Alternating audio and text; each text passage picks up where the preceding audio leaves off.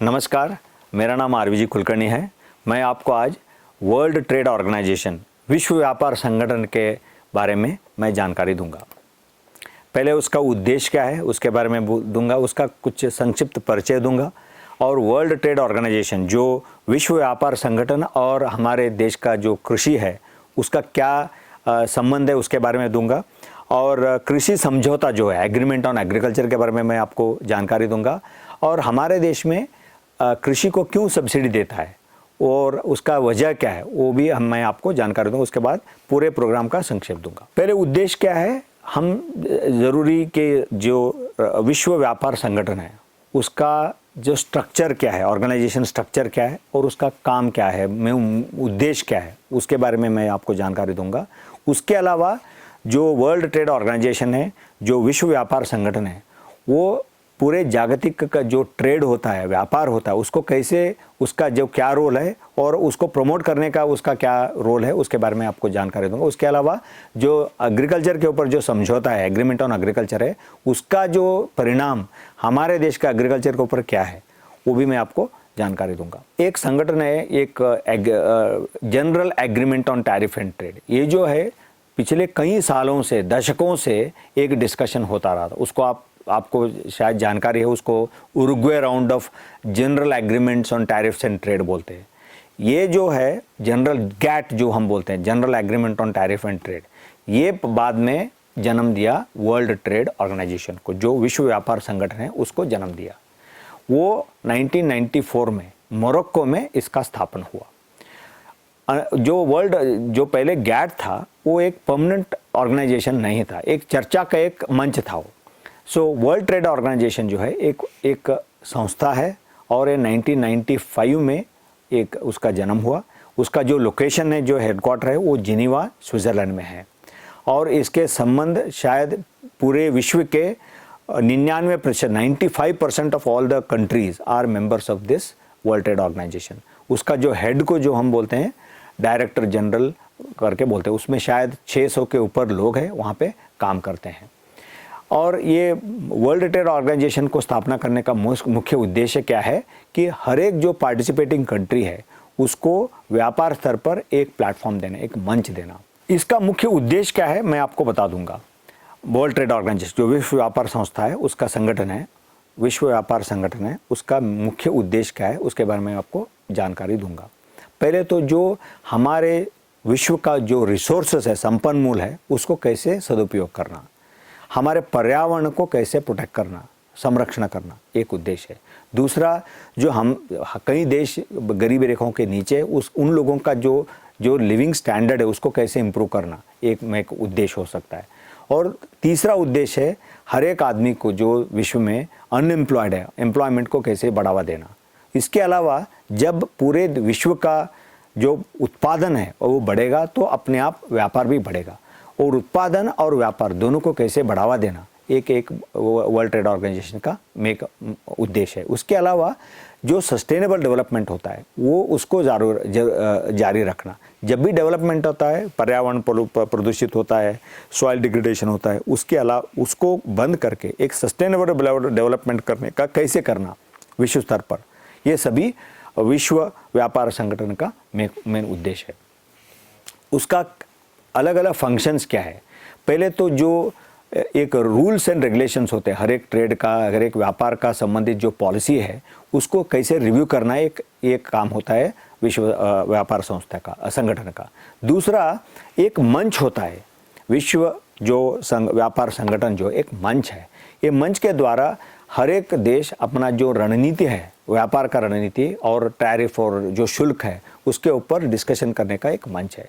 तीसरा, कई देशों में द्विपक्षीय और बहुपक्षीय एक एग्रीमेंट्स होते हैं, ट्रेड एग्रीमेंट्स होते हैं, उसको कैसे इम्प्लीमेंट करना, जारी रखना और उसको जारी लागू करना, वो भी एक उद्देश्य है। इसके अलावा जो डिस्प्यूट हो सकते हैं कई देशों के बीच में, व्यापार संबंधित कोई डिस्प्यूट है उसको कैसे हल करना, वो भी एक उद्देश्य हो सकता है। इसके अलावा ये जैसे मैंने बताया इंटरनेशनल मॉनेटरी फंड है और IBRD है, उसको कैसे सपोर्ट करना, सहाय करना, ये भी एक वर्ल्ड ट्रेड ऑर्गेनाइजेशन या विश्व व्यापार संगठन का मुख्य काम है। और WTO और इंडियन एग्रीकल्चर, भारत का जो कृषि है और जो विश्व संस्था है, विश्व व्यापार संगठन है, उन दोनों के बीच में गहरा संबंध है। वो क्या संबंध है मैं आपको बता देता हूँ। हमारे देश, जैसे आपको पता है कि 50% के ऊपर लोग कृषि अवलंबित है और हमारे जो 140 करोड़ लोग हैं उसको एक फूड सिक्योरिटी है। Large number of people are dependent on agriculture. ये लोग 50% के ऊपर लोग गरीब जो गाँव में रहते हैं। तो इसकी वजह से जो WTO जो कई निर्णय लेता है वो कई बार हमारे जैसे जो डेवलपिंग कंट्री जैसे हमारे देश है उसको लागू करना बहुत मुश्किल है। वो दोनों के बीच में हमेशा एक जो विकसित और विकासशील देशों के बीच में जो गैप है उसको कम करना एक बहुत ज़रूरी है।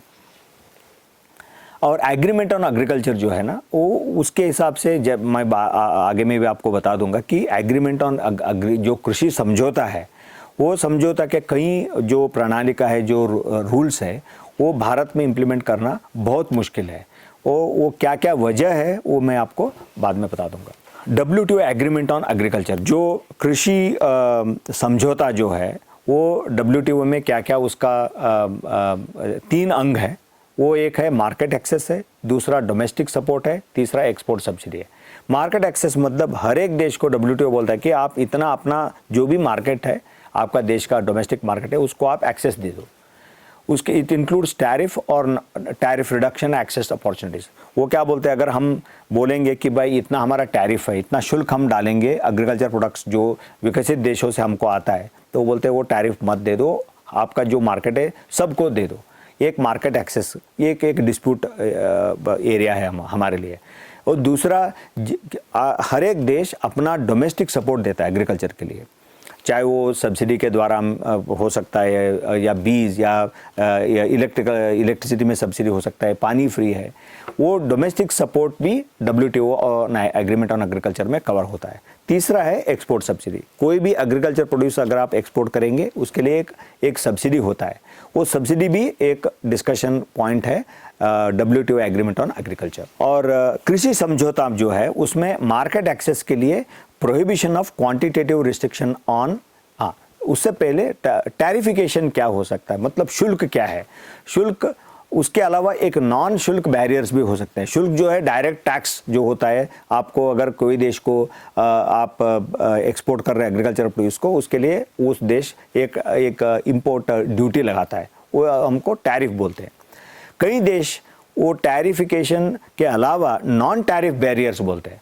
उसमें क्या है, एक कोटा सिस्टम लगाते हैं कि आप ये एग्रीकल्चर प्रोड्यूस जो है इससे ज़्यादा हम इंपोर्ट नहीं कर पाएंगे, आप हमारे देश में हम आने नहीं देंगे, उसको एक कोटा सिस्टम बोलते हैं। इसके अलावा वेरिएबल लेवीज बोलते हैं, अलग अलग प्रोडक्ट के लिए आप अलग अलग शुल्क डालेंगे। और मिनिमम सपोर्ट प्राइस जो होता है उसके ऊपर भी, वो भी हम नॉन टैरिफ बोलते हैं। इसके अलावा डिस्क्रिशनरी लाइसेंसिंग होता है, हर एक प्रोडक्ट के लिए आप अलग अलग लाइसेंसिंग सिस्टम लेके आएंगे, और ऐसे जो है उसको हम नॉन टैरिफ बैरियर्स बोलते हैं। और agreement on agriculture under WTO जो कृषि समझौता है, उसमें मार्केट एक्सेस में prohibition of quantitative restriction on import, tariff binding and reduction होता है। और उसके अलावा बाउंड वर्सेस अप्लाइड टैरिफ है, टैरिफ रेट जो कोटा है उसके ऊपर है, और स्पेशल सेफगार्ड मेजर्स जो है वो सभी एग्रीमेंट ऑन एग्रीकल्चर और रिलेटेड टू मार्केट एक्सेस है। डोमेस्टिक सपोर्ट एक मुख्य अंग है एग्रीमेंट ऑन एग्रीकल्चर में। डोमेस्टिक सपोर्ट में क्या होता है, WTO uses tariff light analogy to group programs under different categories. वहाँ पे उन्होंने ग्रीन बॉक्स है, जो ग्रीन बॉक्स है वो नॉन ट्रेड डिस्टॉर्टिंग है, एक ब्लू बॉक्स बोलते हैं, नीली बॉक्स है उसको प्रोडक्शन लिमिटिंग बोलते हैं, और तीसरा एम्बर बॉक्स है वो मार्केट डिस्टॉर्टिंग है। और ग्रीन बॉक्स में क्या होना चाहिए, ब्लू बॉक्स में क्या होना चाहिए, एम्बर बॉक्स में क्या होना चाहिए, ये सभी के ऊपर WTO agreement on agriculture cover करता है। और lastly export subsidy. Export subsidy क्या होते हैं, कई बार एक्सपोर्ट सब्सिडी इतना होता है कि डोमेस्टिक प्राइस और एक्सपोर्ट प्राइस से ज़्यादा हो सकता है, इसीलिए ये भी WTO एग्रीमेंट ऑन एग्रीकल्चर में कवर होता है। Export subsidy in agriculture can be direct export subsidy contingent on export performance. ये कई देश ये देते हैं कि अगर आप इतने एक्सपोर्ट करेंगे एग्रीकल्चर प्रोड्यूस, आपको इतना सब्सिडी मिलेगा। दूसरा, sale of non commercial product on less prices than the domestic market है। दूसरा producer finance subsidy and cost reduction measures.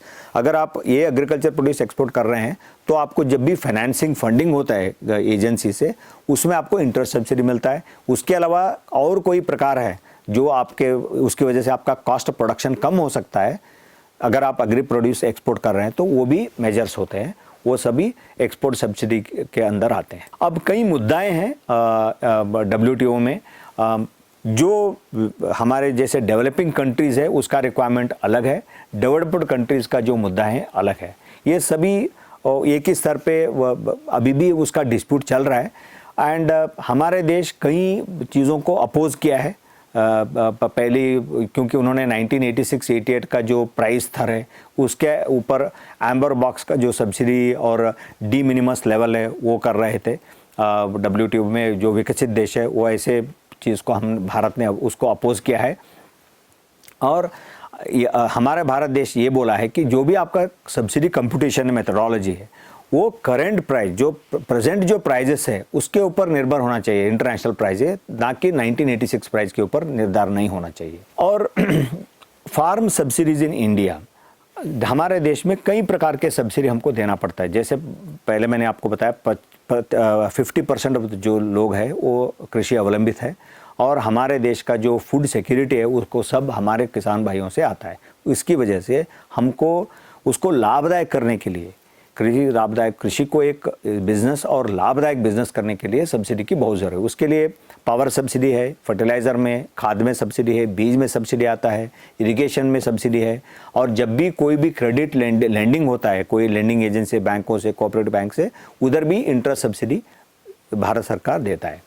इसीलिए रिसेंटली यूनाइटेड स्टेट्स और कई विकसित देशों ने इसको अपोज किया कि भाई आप क्यों इतना सब्सिडी देते हैं।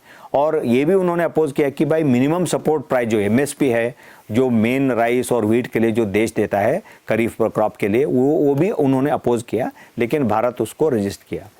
क्योंकि जो MSP जो ऑयल्स और पल्सेस के लिए वो क्यों वो देना बहुत ज़रूरी है, क्योंकि डिमांड एंड सप्लाई जो गैप है उसको कवर करने के लिए सब्सिडी देना बहुत ज़रूरी है। इसके अलावा जो पल्सेस है वो लेग्यूमिनस क्रॉप्स है, एनवायरनमेंट फ्रेंडली है, जो परिसर के लिए बहुत अच्छा है, उसकी वजह से हमको सब्सिडी देना बहुत ज़रूरी है। इसके अलावा अगर हम मिनिमम सपोर्ट प्राइस किसानों को नहीं देते तो कई किसान डिस्ट्रेस सेल करते हैं, जो रेट है उसके ऊपर भी लोग अपना माल बेच डालते हैं। ये जो हमारे गरीब किसान हैं उसको बहुत हानिकारक हो सकता है। एंड क्यों हमारे देश एग्रीकल्चर को सब्सिडी देना है? बेसिकली हमारा अग्रेरियन सोसाइटी है, जैसे मैंने बताया 50% लोग जो है कृषि अवलंबित है, उसकी वजह से हमको देना पड़ता है। जो हमारे देश का फूड सिक्योरिटी है वो हमारे एग्रीकल्चर से ही आता है, उसकी वजह से हमको देना पड़ता है। और इसके अलावा 1/3 ऑफ द 1/3 लोग जो है गरीबी रेखा के आजू बाजू है, उससे नीचे है, उसको संभालना भी देश का हमारा कर्तव्य है, उसकी वजह से भी हमको सब्सिडी देना है। और कई विकसित देशों है वो चाहते हैं कि 140 करोड़ का जो देश है एक अच्छा मार्केट है हमारे लिए, हमारे एग्रीकल्चर प्रोड्यूस को डंप करने के लिए। और हमारा समस्या क्या है, हमारे छोटे छोटे ज़मीन है उसके लिए प्रोडक्टिविटी हमारा कम होता है। जो विकसित देश में ये प्रॉब्लम नहीं है, तो वो मैकेनाइज करके जो भी प्रोड्यूस होता है उसको यहाँ पे डंप कर सकते हैं, उसको अवॉइड करने के लिए भी ये बहुत ज़रूरी है।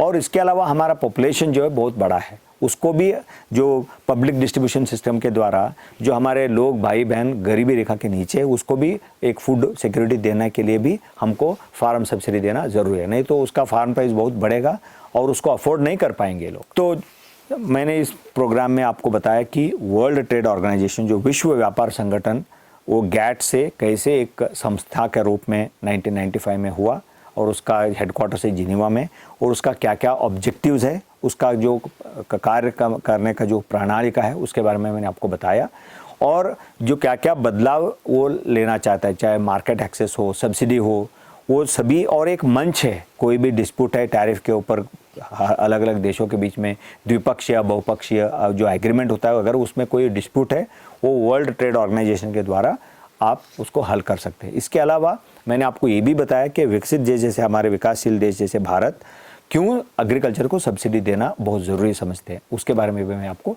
जानकारी दिया। नमस्कार, धन्यवाद।